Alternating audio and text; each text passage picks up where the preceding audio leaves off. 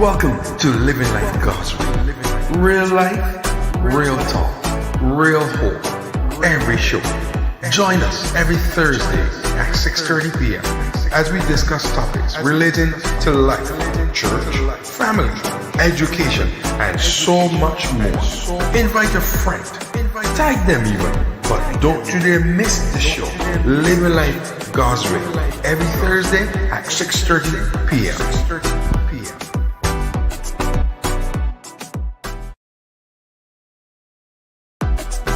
Welcome to Living Like God's Way.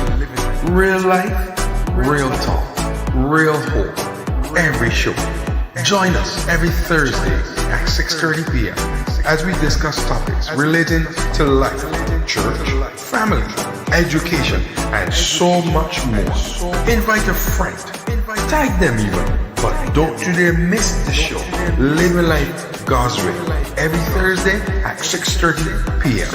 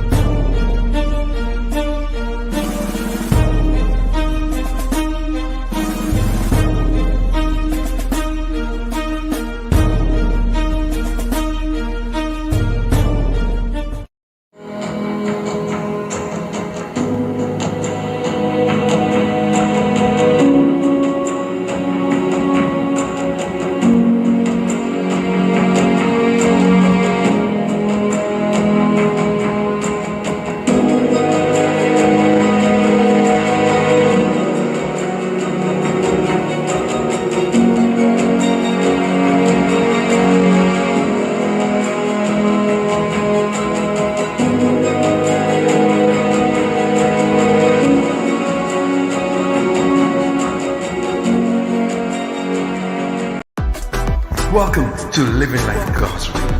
Real life, real talk, real hope. Every show. Join us every Thursday at 6:30 p.m. as we discuss topics relating to life, church, family, education, and so much more. Invite a friend. Tag them even. But don't you dare miss the show. Living Life God's Way. Every Thursday at 6:30 p.m.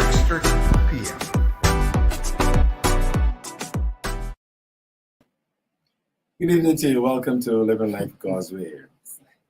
It's another week. The weeks and the days and the hours are going so quickly. This evening we are excited about having another discussion. Now, of course, I have with me these two beautiful ladies to my right. My left. When you're blessed. We are glad to have you here with us, ladies. Say hello for us. Hi. Good evening. Good evening. Pastor Brian said it all. Welcome to another week. Gone so fast, so we're looking forward to tonight's discussion. Yes, it's a wonderful day, and we're looking at socializing and socializing skills. So this should be quite interesting. So stay tuned and encourage someone to view as well. For sure. And if you know of anyone who has difficulty being public among others, who say that who have been saying that, oh, I don't really like to be in crowds, I don't do much talking, I'm not a people's person, I'm a loner, and all of that. This program is for those types of persons.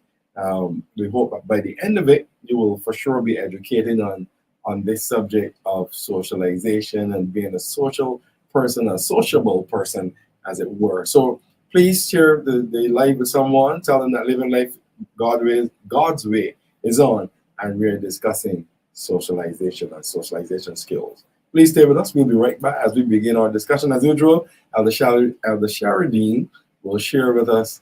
She's our in-house dictionary. So she'll share with us what it means to be social and sociable as we continue this evening on Living Like God's Way. Welcome to Living Like God's Way. Real life, real talk, real hope. Every show.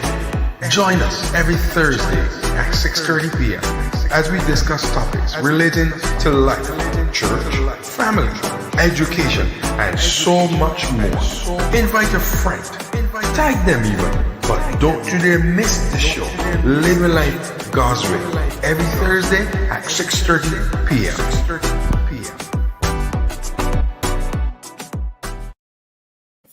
All right, Ian, welcome back to our program. Welcome to Living Life God's Way. As I said, this evening we are talking about socialization and social skills. So feel free to share your comments with us and let's hear your thoughts. Okay, so we're looking at the first word, which is socialize. All right, and it means to participate in social activities, mix socially with others. Simple, socialize. The other thing is socializing skills. Social skills are the skills we use every day to interact and communicate with others.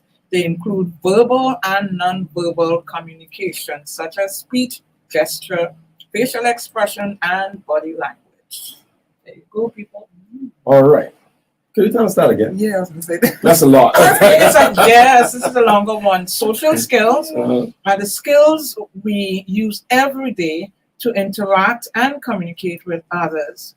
They include verbal and non-verbal communication, such as speech, gesture, facial expression, and body language.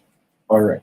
So in other words, not our body speaks and so on as we are in social environments. Yeah. Well, no, last week when we were having a discussion, this subject of socializing came up.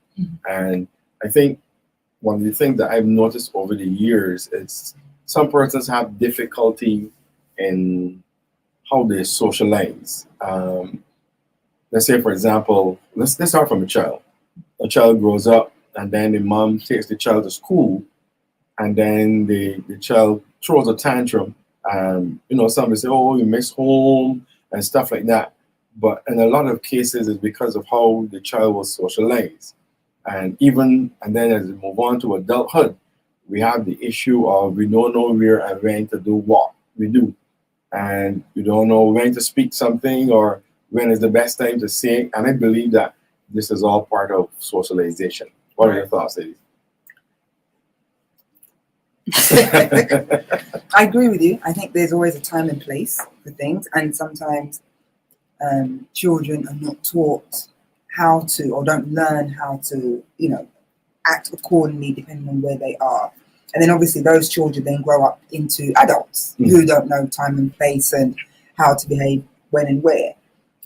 But when I was thinking about this topic from last week, one of the things that came into mind, obviously, I'm in education, and it's not necessarily a new term, but it was new-ish to me. And even though we'd heard about, behavior challenges like ADHD, autism, Tourette's, and so on, there's actually now a term, I said it's new to me, so it may also be new to others, neurodivergent. And so that is, I have my definition here actually, which is differences in the brain. So neurodivergent is that it's commonly accepted that there's going to be differences in how people learn, how people think. Right. But when persons fall outside of what we class as normal, the majority class as normal, it's given a label. Yeah, so it's given ADHD, autism, or whatever. But those group of persons who may have those types of challenges are called neurodivergent. And those persons also tend to have challenges in social settings. Okay. So they function very well in society. There's no problem. They could be very academic or not, or just average or whatever. But when it comes to social activity, they can be challenged by that. And so even though I was thinking, oh, people have no time and place and they need to treat their children and teach their children, I was thinking, but now we have this, maybe just now it's because it's given a label, but there is, there are persons who may well have challenges. It's not a mental health issue, it's just a behavior issue. So we need to be mindful, I think, then of perhaps recognizing that children, if we're talking about socializing, children may have a challenge because of just the way their mind or their brains are wired, and have to adapt to how we then teach them time and place. Like they can't learn it, but they might have to learn it differently. Wow. First time I'm hearing this. Yeah, Very interesting for sure. yeah. So then you're telling me that was socialization is the process of learning time and place and knowing how to communicate and so on. So But it's cultural as well, because obviously time and place something different here than it is in England, in the US, in parts of Africa.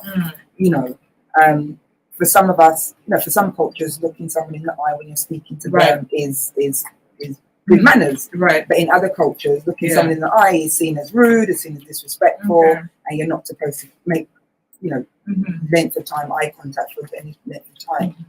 So it's about cultural norms as well. Cultural norms. So you're saying a person with neurodivergent could also be in a position where they can be socialized or learn or understand what is correct within a particular culture, or We can understand. but just their Their process may be different processing and is different. Yeah. Wow, that's interesting. Because what they're saying that to be able to socialize is so important when it comes to life, when it comes to the work environment, when it comes to being able to put over ideas, even when it comes to representing your skills.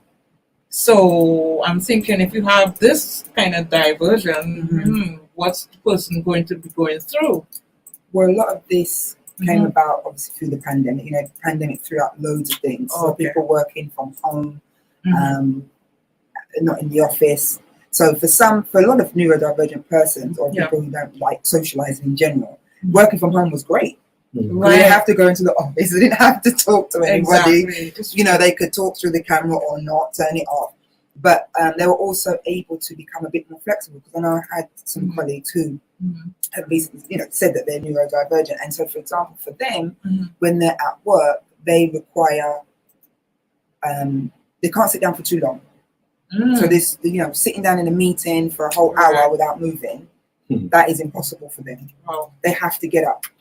So when they were in the office and in a meeting, and they would get up, people were like, where are they going? Why are they walking around? Why they can't sit still? You know, but at home, they could turn their camera off, they can get up, walk around and move around, and they were a lot more, you know, effective to some extent.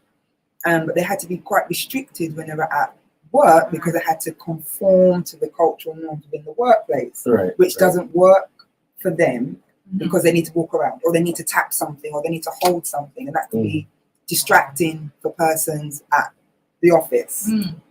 We'll think about some students now, aren't you? Yes. Right. Yes. Yeah. So we say, oh, they're not very sociable, but we need to dig a little bit deeper. Not everybody's going to be neurodivergent. Don't get me wrong. I don't want that. But just be mindful that the possibility could be that they just process it differently. And, you know, it's just different. Yeah.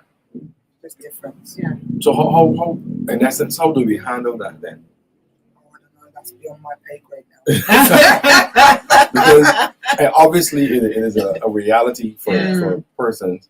So I'm thinking, as human beings, we still have to be mindful that there are persons who are socialized, or their social behavior is different from us, and we must be able to, you know, to give grace. Let me put it that way. That's the correct grace thing to others. I think one of the things that concerns me, you know, as someone in society, is the person who doesn't know when and where.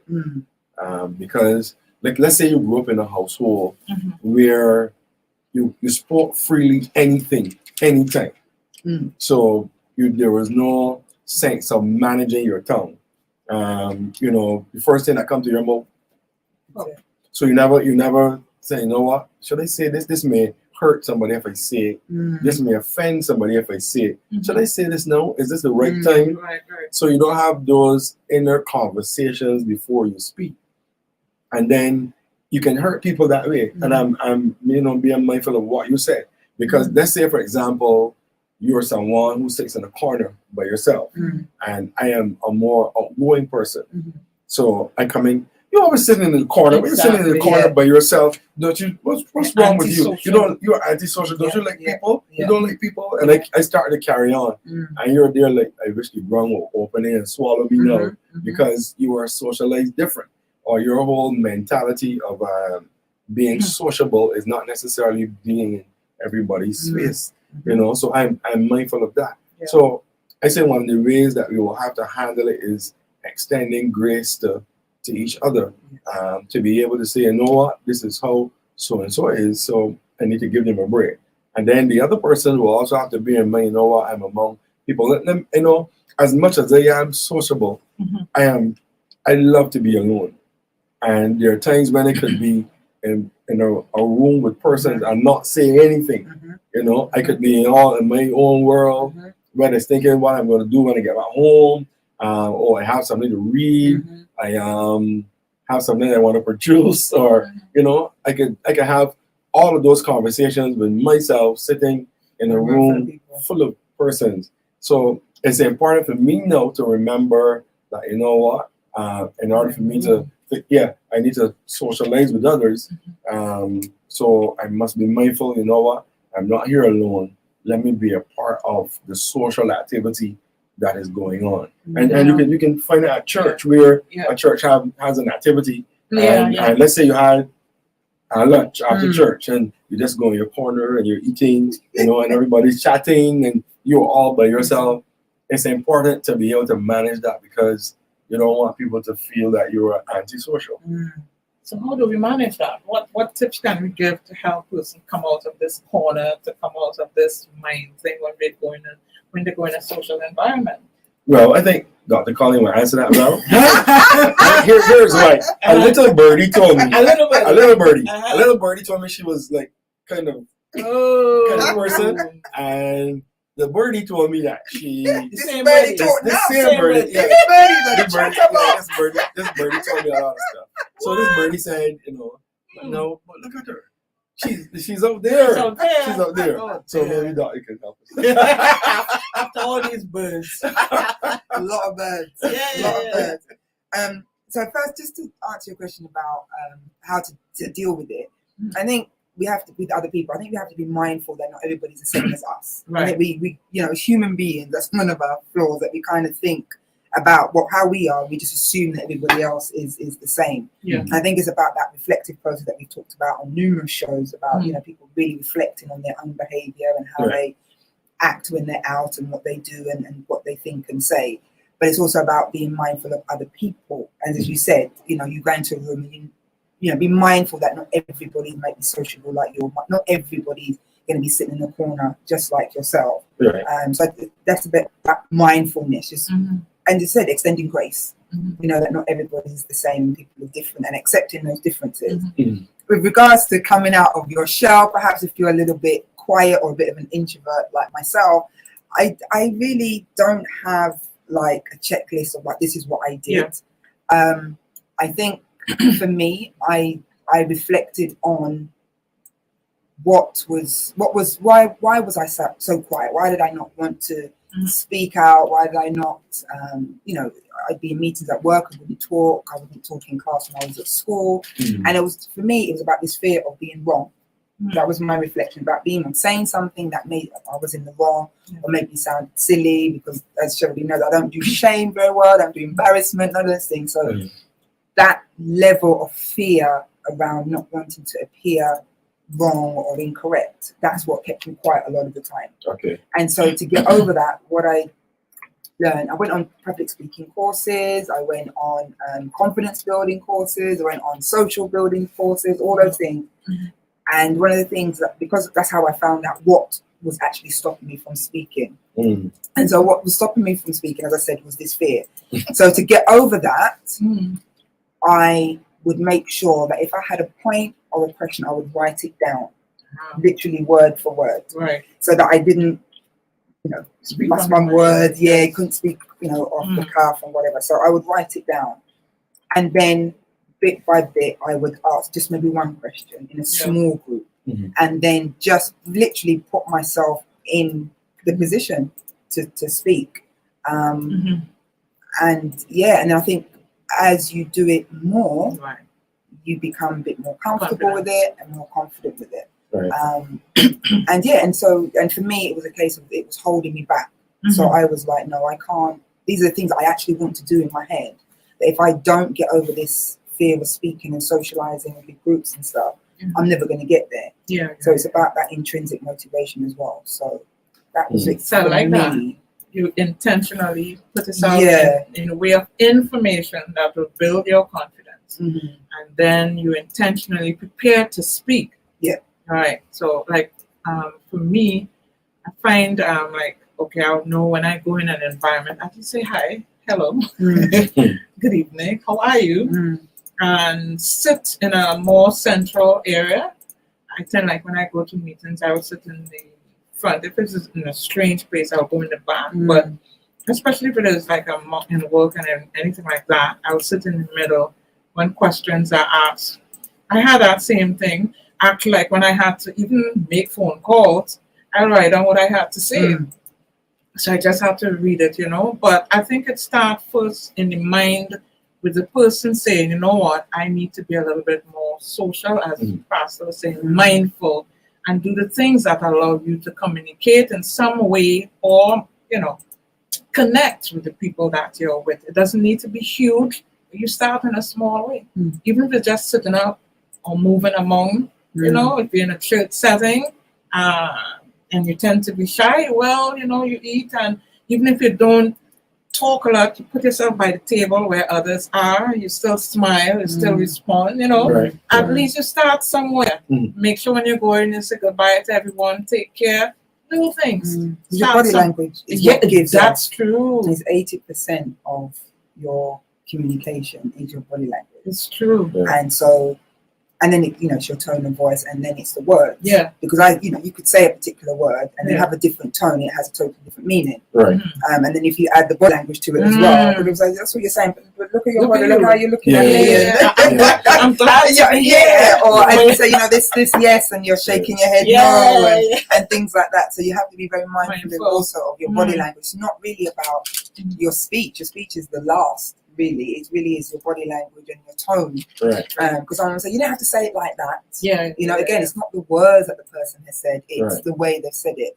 So all those things are built into how you communicate and how you socialize. Facial expressions, that's my killer for me. I really have to mask my face. I've got to work on that. I really have to work on that. The facial expression gives me away all the time. Yes. In this virtual world, you have to be careful because your face is, is there. So it's about knowing self as well. Knowing who you are as well. If you know that. Like you, Pastor, I'm quite happy being at home with a book, quiet, and I'm cool. Right. But then there might be times when I do want to be out and be sociable. But as I said, more often than not, I'm quite happy just being quiet. And we're probably more introverts. Right. And people don't mistake being an introvert with shyness. Right. Because it's not the same. It's not the same. True. It's not the same. Bring that down for us. It's not the same. Yeah. So shyness is what we just talked about, not wanting to speak, very conscious. Want to keep your head below the parapet, don't want anybody to see me. Oh, I don't want to speak. But someone could be an introvert, i.e., I think the best way to put it is an introvert is a person who recharges on their own. So an extrovert will be, they get their charge and their energy from being out, being in the midst, being at the latest event or wherever, and being the center of attention. Right. And they get recharged by that. They get energized by that. But an introvert, to get their energy, they need to be away from persons. Yeah. Right. They need to be home. They need to be in a quiet space at the beach or whatever. But 9 times out of 10 on their own. Right. And that's how they recharge. But it's nothing to do with shyness. Because we're introverts and we're doing this. We're not shy. Right. You're a pastor. Oh my goodness. You can't be shy. Right? So, but you're an introvert. You talked about being in a room and be quite in your own bubble. Yeah. Completely in your own bubble, thinking about all manner of things about what's going on. Right. And also, you hardly ever feel lonely as an introvert. You hardly ever, because you're more often than not quite comfortable in your own company. Right. Where an extrovert needs to have somebody, even just somebody around in the house, a presence. Mm-hmm. Where an introvert doesn't necessarily need to have a Right. presence. Like, oh, the house is quiet. Oh my God, it's great. And then you have an ambivert who's in the middle. Yes. Who's in the Struggle. middle. Who's Right. in the middle. This is good information, and I hope that this is benefiting you, those who are viewing with us. And like I said, please share with someone, because some persons ask themselves, but socializing, why is socializing important, and why are you guys having such a topic? Why are you not discussing something else? We are discussing this because we know that's important, and we hope that you are able to benefit from it as well, and you'll tell somebody, tune into this program, or maybe you can watch it later to see what we have shared, because Doc has been, and Elder, sharing some good information. And the last point I think is vital, because sometimes we seem to have it twisted, where we figure an introvert is someone who doesn't like to be around people, versus someone who can recharge by themselves. And when I realized that about myself, I was like, because then I was trying to figure out, okay, I am comfortable by myself. When I want to be recharged, I go by myself. Like, am I a freak or what? You are. Am I freaky? Am I freaky? So I'm like, Yeah. because let's say I'm going through something, and something happens, and I have all these thoughts in my head. Once I sit by myself and come to peace with process, I do my processing. I can have a whole party in my head. Yep.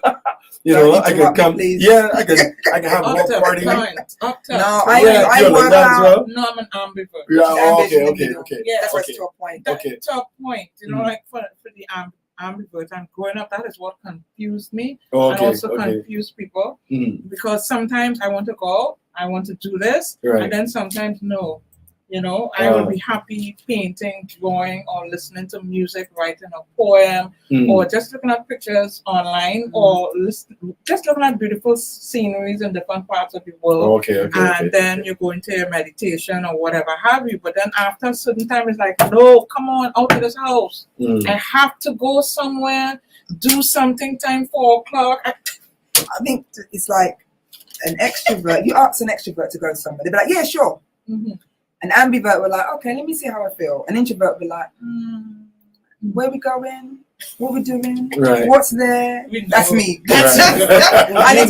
It's got to be worth me Right. coming Moving. out. It's got to be worth it. So this works along intentionality as well. Yes. Because it's like if I'm doing something, and I'm not talking about me per se, but if I'm doing something for the introvert, if I'm doing something, I must see the reason in why I'm doing it. Okay, no, I don't feel weird anymore. You're not weird at all.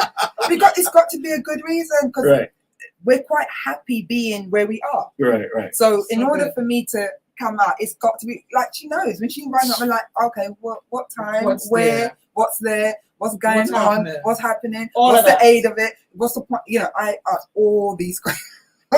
Questions. When, as I said, an extrovert would be like, yeah, sure, and then maybe ask questions later on, right? And then, as I said, an ambivert like yourself would be like, okay, yeah, why not? Or let me think about it. I'll get back to you. But an introvert will very rarely say, yeah, let me get back. They'll be like, yeah, let me get back to you. If I say I'm going to get back to you, 9 times out of 10 going to be no. Don't know. Okay. So now we see your question.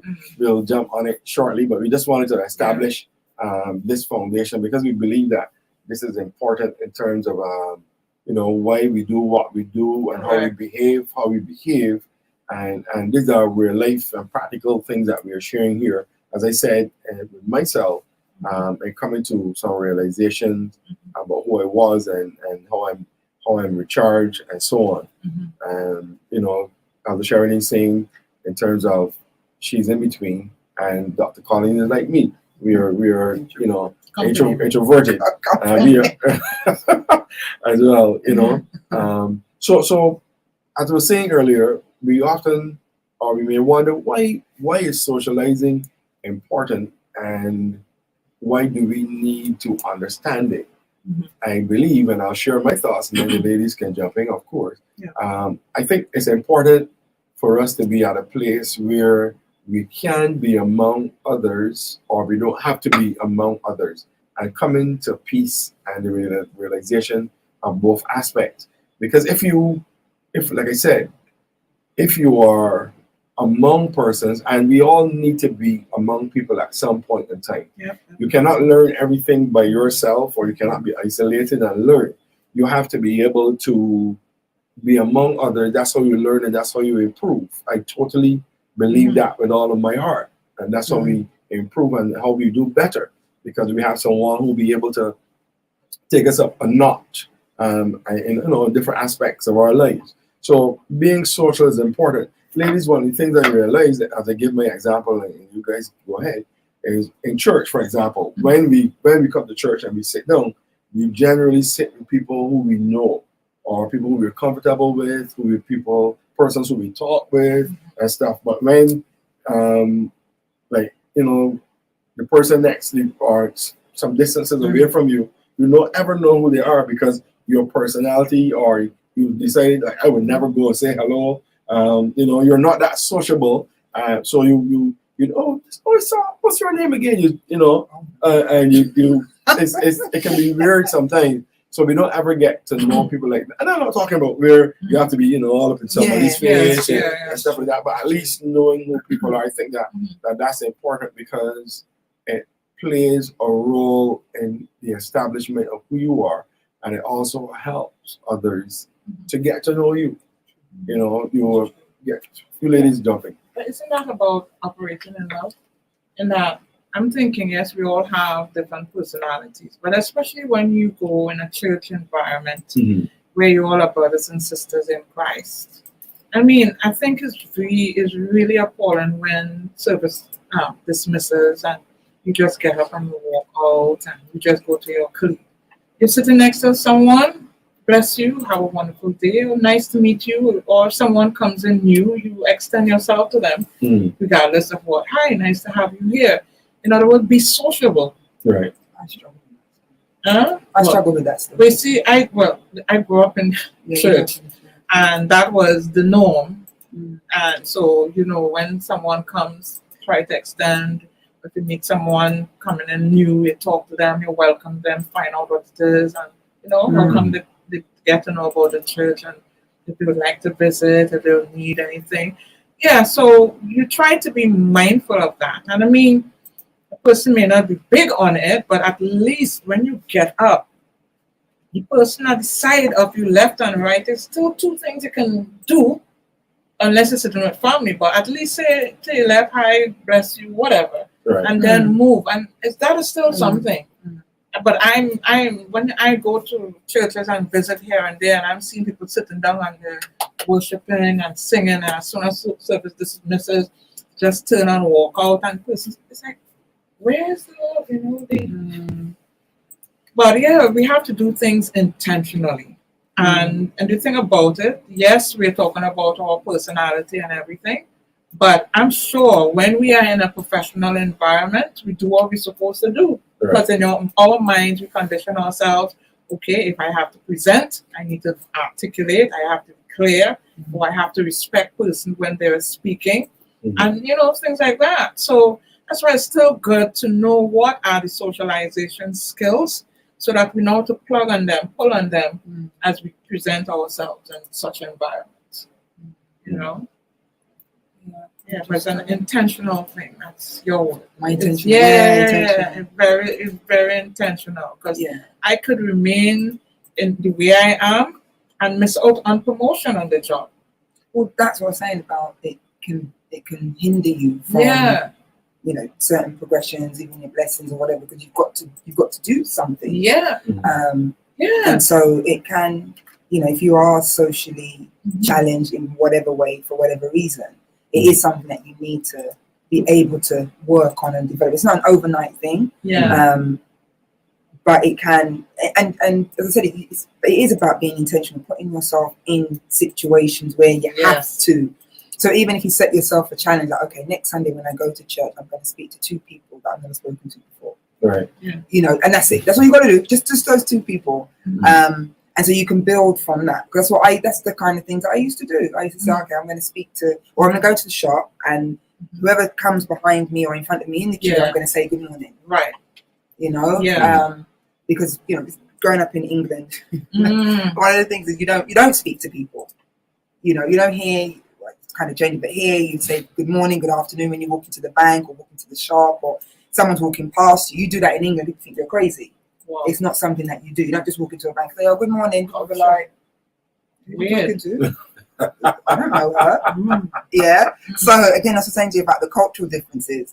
So, and knowing when and where. So when I go back to London now, I have to remind myself not to walk into the bank and say good morning to everybody, because you know. So it's about, you know, setting yourself little challenges that you can then, you know, get over certain things. And it made a point in terms of missing out, because, you know, while we were saying so, I was thinking about the woman with the issue of blood. Can you imagine if she had remained in her own place, her own way, because, you know, she figured I'm not this, she would have missed out on her healing. She would have. Because she is the one, she saw Christ and she pressed through. Even when the others, you know, were there giving resistance, she pressed through. She said, if I can about touch the hem of his garment, I will be made whole. What about blind Bartimaeus, who climbed up the sycamore tree? He put himself intentionally in the way so that he can be seen. You know, so these are little tips we can learn even from the Bible, that we have to put ourselves in the way so that we can be seen even on the job. You have all that skill, all that talent. You can't sit on it, but sometimes respond as you did. Plan your answers, plan how you want to respond so that you can participate. People actually know you're there, and not only there, but want to be there. But if your facial expression is saying, higher, I have to be careful. The meeting going a certain how. Like, but you know, you have to be there and eyes open and pen or whatever, taking note, you know, but use wisdom. Absolutely. Use wisdom. Absolutely. I remember a manager, previous place where I used to work, and I was going for promotion, and I asked her for some advice and stuff, and she's like, Colleen, nobody knows you. And I, you know, realized the art of networking, and you know, your network is based on your network is based on your network and all of that. And she said, well, nobody knows you. I mean, I know you, but that's it. You know, so you need to push yourself out there. Went to an interview when I was in my early 20s, and again, he was like, yes, you did a fantastic interview, but where's your network? Nobody, you know, part of this role is relying on networks and networking. And so all of those things was all because I didn't speak. I wouldn't go out and network. When I was at conferences and things, I wouldn't speak. I would just stand there in the corner and just go and come back and get the information and stuff like that. So there was no networking. Yeah, what you're sharing is a good one. There was no, you know, so it can hinder you in your work life and in any situation. So you don't have to be out there, extrovert, look at me, not like that. But you've got to be able to articulate yourself, present yourself, you know, at the right time in the right place, because you can miss out. So this is a very important skill for business persons. So you have your skill, you have your business, you're selling. Like just today, a lady passed along, she and her husband, and they were selling vegetables in there. And I heard the horn, and when I turned around, she presented herself. She presented, I'm selling this and I'm selling that. So if she doesn't socialize, and you know, someone said, oh, you're very nice. She said, well, I have to be in this business. If I'm not, you won't want to listen to me. Exactly. And small businesses, for those who are small business owners, you are your business. Exactly. You know, you are your smile. Your smile is your brand. How you everything about you is your brand. So you know, if you have a business, you need to be able to network and socialize well. And I agree totally. And one of the things when you guys are speaking, what I'm thinking of is the ability to be able to put yourself over to others. And because you can simply say, oh, I don't talk a lot, I don't, you know, and all of this, but always there's an opportunity where you will need to put yourself over to people. For example, your promotion could depend on you speaking. Your blessing could depend on you speaking. And having conversation, because we don't live in a world by ourselves. So it's important to have conversation. It's important to communicate and speak with others. So I think that that's very important. I just want to get to the question Shona asked. Fear is established as one of the things that can affect our social skills. Could hurt be one of those things as well? Yeah. Definitely. Yeah, I mean, like I can't remember, but let's say suppose you as a child you may be speaking, and somebody tell you shut up. I don't want to hear you. Mhm. You know, it don't make sense when you talk. You feel hurt, right? And because of that experience, when you go into, even as you grow up, you go into an environment where you need to speak, that just knowing that you have to speak is a trigger. So you will shy away from that, and even if you speak, you'll say, well, I don't have anything else to say, but you have some good ideas and thoughts, you know? So somehow you or that person will have to go back now to their childhood or wherever this thing happened and recognize it happened at that time with this particular person. Not everybody is the same. Because one person says stupid, that doesn't mean you are. And you have to know, go back your scripture, and you're fearfully and wonderfully made. And scripture what says, God says, I am your confidence, and you're moving forward.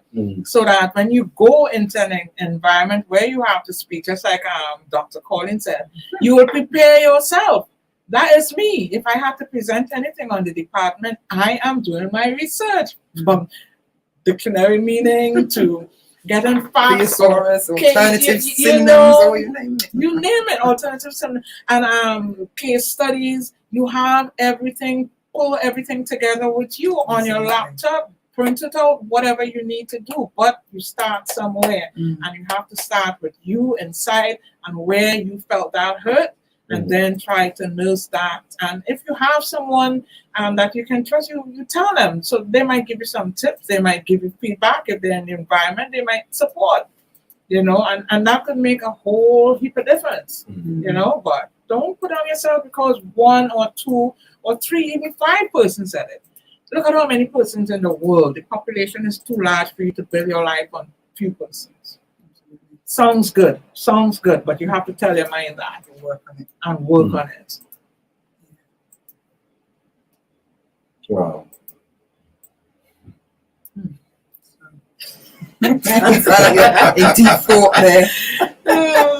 Yeah, interesting. It's something how life conditions you to socialize. It conditions how we socialize.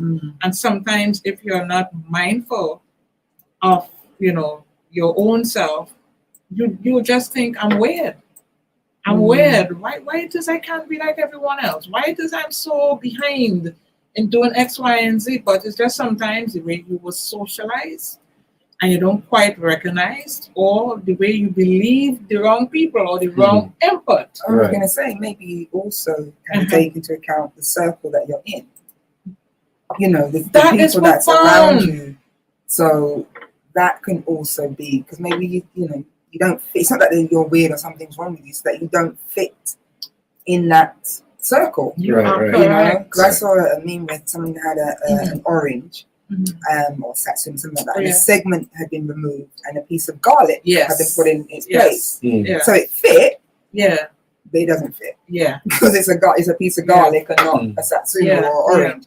And so sometimes you have to be mindful or be conscious of your circle, who you're around, because they may not be conducive to your pattern of behavior or, you know, your lifestyle or your thought processes or whatever.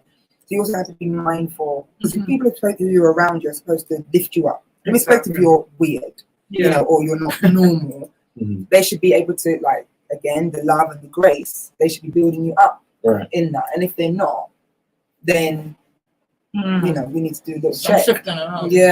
Some shifting around needs to be done. It's true, because as you're saying, the scripture says iron sharpens iron.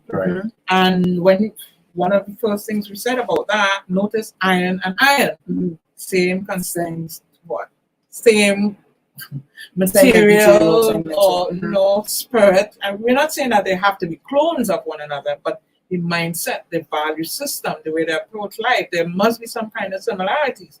Because once there's that kind of similarity, you find you can all encourage each other to go forward. You understand? I never forgot once I had to I'm accustomed singing in front of people. I'm accustomed talking or whatever in front of people. But this one time I had to sing in front of my workplace. Mhm.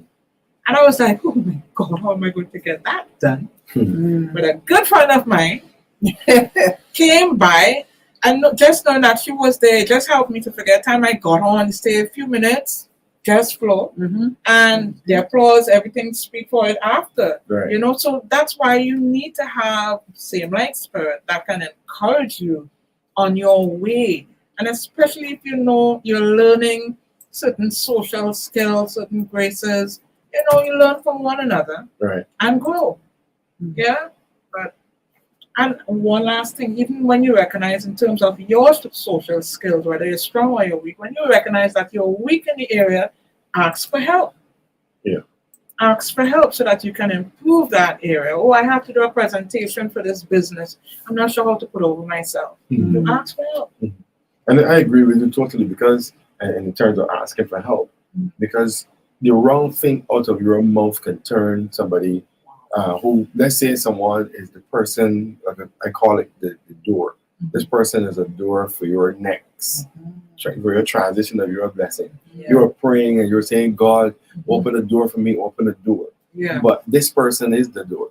Wow. So you walk in a place and your first interaction with the person is out of order because of how you are socialized. So you figure, oh, my mouth don't have any cover, so I just speak so I want to speak. And then you meet the person and you turn the person completely off because of your inability to socialize properly, to communicate properly.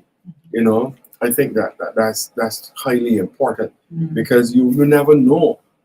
You may come in contact with someone who is the door who will help you into the next journey, next season in your life, and you're at home praying, God bless me, God open the door, God opens the door, and because of your inability to communicate, you push the person, you rub them the wrong way, and that's a major turn off. You know, so that's why I think socializing is so important. Yeah, I just want to give an actual example of the door and so on. When I was in the UK, I used to manage a facility for young people, and we were doing some interviews. And on the reception, we used to have a security firm, and so we used to have a security guard who would let people in and sign them in and so on.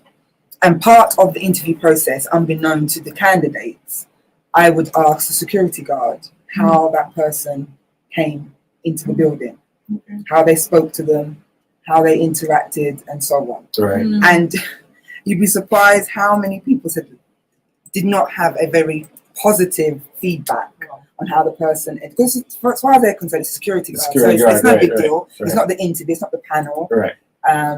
And so for me, you're going to come and work with young people who are very diverse from all backgrounds. I need to know that you can communicate and you're genuine when you speak with people. Right. Yeah. And so just that point about that doorway, because that was my defining factor. If I had two people that were, you know, parallel on par, say qualifications, experience, and so on, the defining factor would have been the security guard's feedback. Yeah, that's a true representation. Because true representation of the person. Right. So just an actual example. Not, do you know what I mean? Right. So, you know, so you have to be mindful of how you act all the time. You know, don't just put on a show because you got a panel. You know, from the moment you hit the doorway, you should be, you should be genuine anyway. But, you know, putting the skills into place from the very beginning, it could hinder you. Yeah. But you said something there, putting the skills into practice. So I think probably might need to help identify some of the skills that will cater for success in the workplace. And I think we've been touching on one in terms of communication, how we communicate, and that is very important. So they say effective communication. All right, knowing exactly what you want to say, what you want to do, and to be able to put it over. Another one is, I was surprised when I read this, conflict resolution. How can you handle when there is disagreement between workers, or even in a meeting? I don't agree with this idea. You shut down, slam your laptop, walk out, and all of that. I No, mean, True. you don't Well do said. that. Well you said. know what I'm saying? Well said. Yeah. You're cutting down your opportunity for promotion as the table leader. Mm. Yeah. Who wants a person like that? And then the other thing about active listening, that's interesting. Mhm. Active listening. I mean, you can tell if someone is really engaged in a meeting or not by, as you said, just looking at the facial. Because there's Face. hearing and there's listening. They're two Exactly. different Right. You want to tell us So- about that? Well, hearing is just hearing the noise. I mean, I can hear background noise, I can hear things outside, and that's hearing. Right. But I'm not listening to. I'm not tuning in to say, "Oh, that vehicle that just passed, is that a van? Is it a truck? Is it is it a car?" So you're listening is when you're actually, like you said, active listening. And you're taking in what the person is saying to you, and you're not necessarily listening just to give a response, because that's Right. what we do as well. Yeah. Sometimes just Yes, listen and yes, be yes, yeah. right, when he's finished, I'm going to say this, and that. But you haven't heard everything he said because you can't, because you're too busy formulating a Right. response. Yeah. Mhm. So active listening is when you actually listen to someone, you say to someone, "Oh, actually, give me a minute, let me think about that," because you were actively listening. So you haven't had time to formulate a response. Right. So you need some time now to formulate a response Right, right. because Yeah. you've been listening. Yeah. You Yeah, know, so I mean, you do get to the point where you can listen and still formulate a response depending on the level or intensity of the listening. Mhm. But sometimes, you hear people in meetings say, "Oh, babe, give me a minute, let me come back to that," Yeah. because they've been so listening intently, That's a good they point. haven't had a chance to respond. Yeah. Right. So that's the difference between hearing and listening. Yeah, but you Yeah. made a good point too, and that comes in for persons who might be shy and getting out their idea. Because you are asked a question or whatever, it doesn't mean you have to answer right Straight away. away. Right. You can Correct. say, okay, give me a moment, let me get Get back to you on that. Yeah, come back Yeah. to me on Yeah. that. Yeah. That's Actually, good on it's meeting. good to It's good to do that. Yeah. and Yeah. have conversations with persons like that, because clearly they are interested in giving you the best response to the question that you Correct. have, or your thought, or your suggestion. But I know generally persons to respond right Yeah. away Mm. without giving it any thought. Much And you thought. are right, Doc, because when you think about, we human beings Mhm. make it so obvious that we are just listening to respond. Yeah. So, because sometimes you have conversations like with someone, you're like, did you just Yeah, hear what I just said? Yeah, exactly. yeah, You know, Yeah. They say, yeah, I heard what you said. But no, they didn't. they because heard you, but they didn't listen to you. Yeah. I heard Not Brian responding talking. Yes, in he was contact. talking, Yeah. but I It's- didn't listen to what Yeah. you were saying. Yeah. Yeah. And so, what a good thing is to say to the person, did you repeat back what I said to you? Yeah. What did you hear? Mm. Because again, tone of voice, cultural differences, linguistic differences can mean different things. Right. So, what I said, what did you hear me say? Right. Mm. And Oh, then get them to get them repeat. repeat Oh, it okay, back. okay, yeah. And then you say, okay, Yeah, yeah, that's a so you good- yeah. understand now, Yeah. so Yeah. you can now respond. Yeah. And then when they turn back and you say, no, that's not what I meant. Mm. What I Right. meant was, Mhm. and that's all part of communication. Right, Making right. sure, because as the communicator, Mhm. i.e. the person that's speaking, it's your responsibility for it to be clear. It's not your responsibility for their understanding, because you Right. don't know what they're coming with, what baggage, experience, and so on. Right. But your responsibility is to be absolutely clear Mhm. so that they can then understand what you're saying. Right. So that's why you have to check that they understand what What you you're said saying. Okay. before you then continue the conversation. Right. That calls for Interesting. patience, though. It is patience. Yeah. Mm. So, If you become clear, the clearer you become, though, Mhm. the easier it becomes, because Yeah. then people understand you better. Yeah. But then if you're a school teacher or a lecturer or something like that, and you've maybe got the class who's Mm. half neurodivergent, then it may be Yeah. a challenge. So you Yeah. have to look at how you communicate in different ways. And that's why they say to use some speech, use a video, maybe Mm. use some music, use Combination. different combinations of communication Mhm. modes Mhm. to encapsulate as many students as possible. If you're now joining us on Living Life God's Way, we're talking about socializing, and social skills, and the importance of having them and being able to function with them. So that's what we're talking about this evening. If you're just joining us, we hope that you're enjoying the discussion. I hope that you will tag someone and tell them Living Life God's Way is on, and they've had an interesting discussion, like we always do.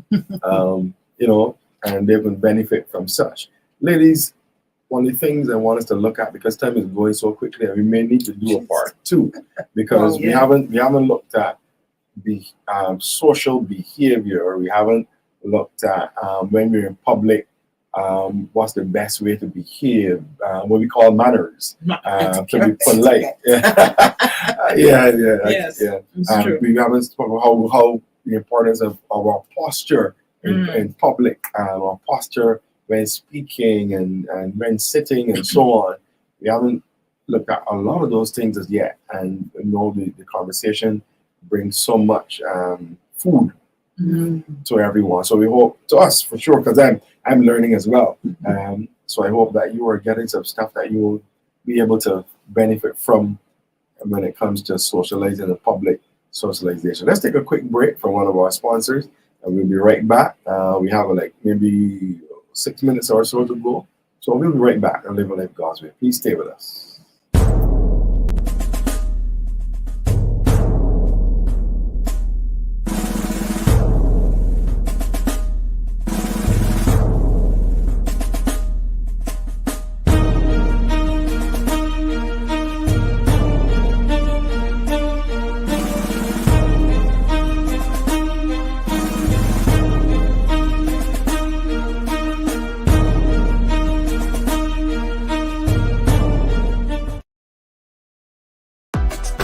Welcome to Living Life God's Way. Real life, real talk, real hope. Every show. Join us every Thursday at 6:30 p.m. as we discuss topics relating to life, church, family, education, and so much more. Invite a friend, tag them even, but don't you dare miss the show. Living Life God's Way every Thursday at 6:30 p.m.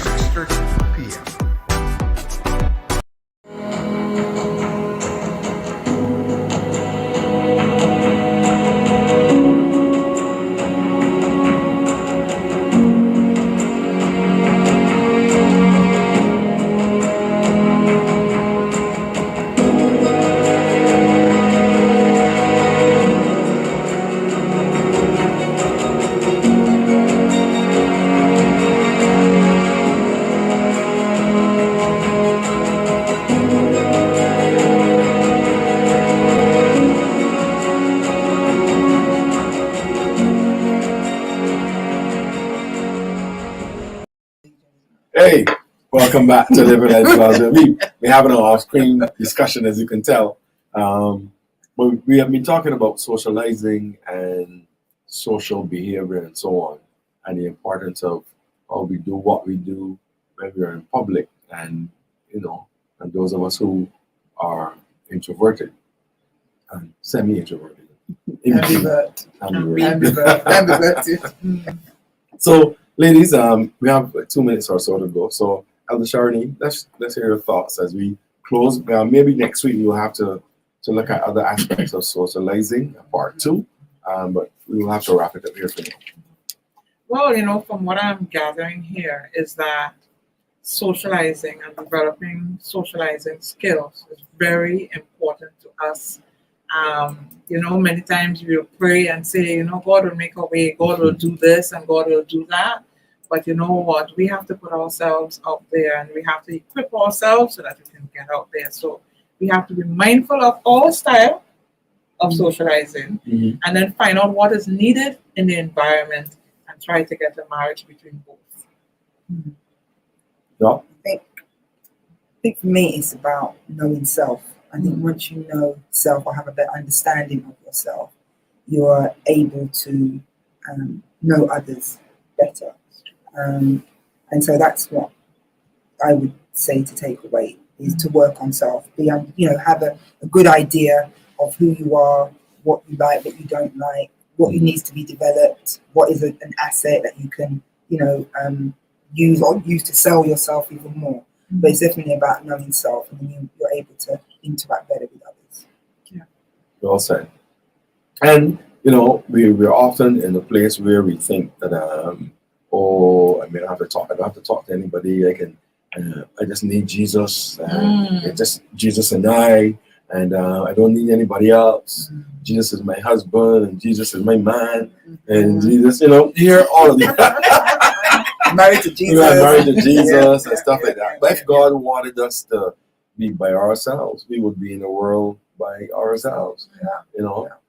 So it's important to know that God has put people in our space and in our lives that we can for sure benefit from. I think that we ought to know that and make sure that we benefit from that, because having persons in our space does help us. It really does. Definitely. And we can benefit from the knowledge and the wisdom of each other.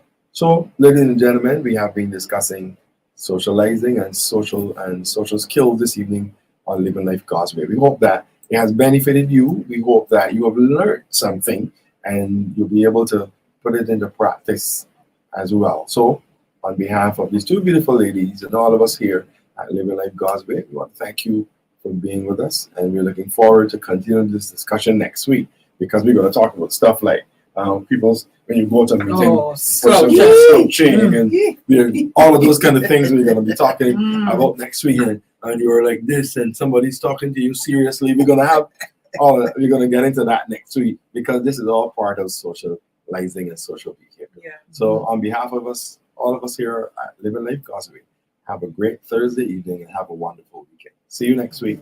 Bye. Bye.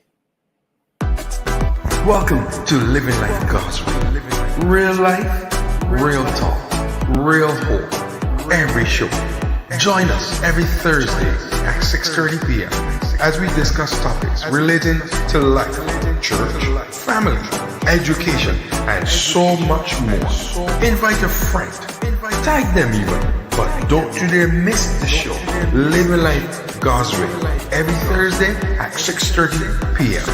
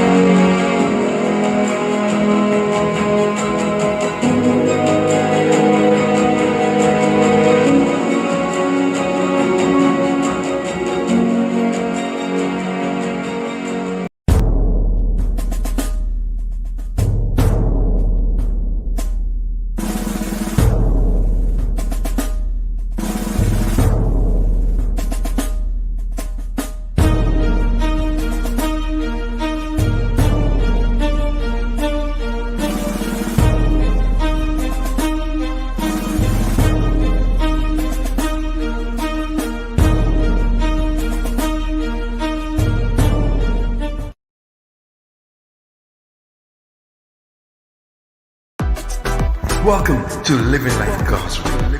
Real life, real talk, real hope. Every show. Join us every Thursday at 6:30 p.m. as we discuss topics relating to life, church, family, education, and so much more. Invite a friend. Tag them even. But don't you dare miss the show. Living Life God's Way every Thursday at 6:30 p.m.